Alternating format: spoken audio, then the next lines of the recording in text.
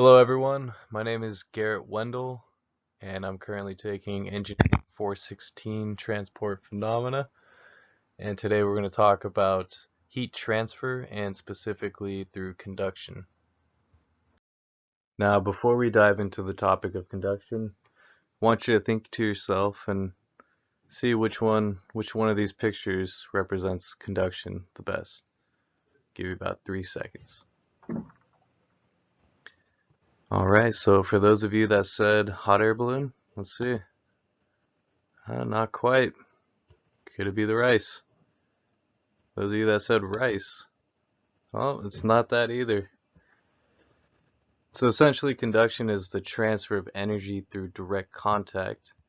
And as you can see, this hot cup of tea is warming up the cup and directly contacting the hands.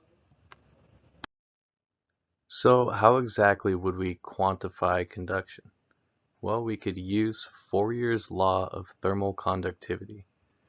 Little q, which is the heat flux, being the energy per area per time, and that is essentially equal to negative K being the thermal conductivity of the material times the difference in temperature over the difference of the thickness of the material.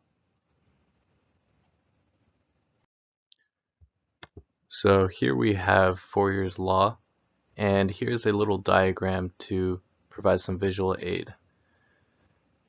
So looking at the negative K, which is not represented on here, is the thermal conductivity, which is the amount of energy required to change an area of the surface of the material by 1 degree Kelvin.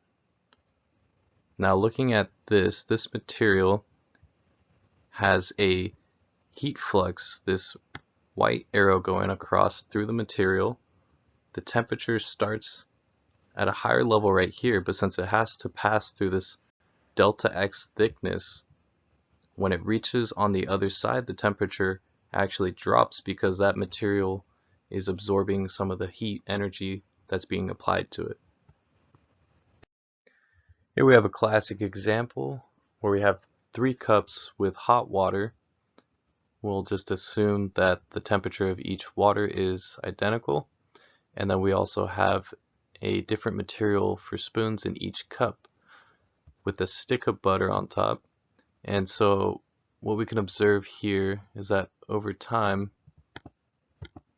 the butter will melt for the metal spoon, and it'll start to melt a little bit for the wooden spoon, and the plastic spoon, well, no melting really occurs. And this is due to the thermal conductivity of each material. So going back to the previous spoon demonstration, if you recall this equation, we have our Q, which is our heat flux, is equal to negative K times the difference in temperature over the difference of the thickness of the material. So if we're just looking at this portion right here, the negative K dt over dx is equal to Q, little q, then we can observe that our Q is our heat flux due to the water, so the energy being supplied over an area over time is equal to our negative K, which is our thermal conductivity, which we don't really know yet, but we do know our difference in temperature. We could perform that just based on the temperature of the water and the temperature at the specific location where the butter is set, and then we will assume that the difference of the thickness is going to be the same for all spoons.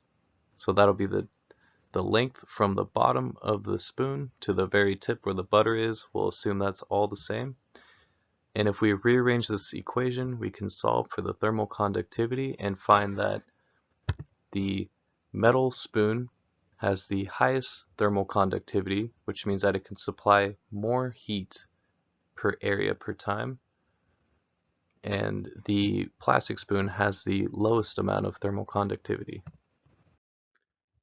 I want to thank everybody who watched this video. I really hope you enjoyed it and learned something from it. Thank you and take care.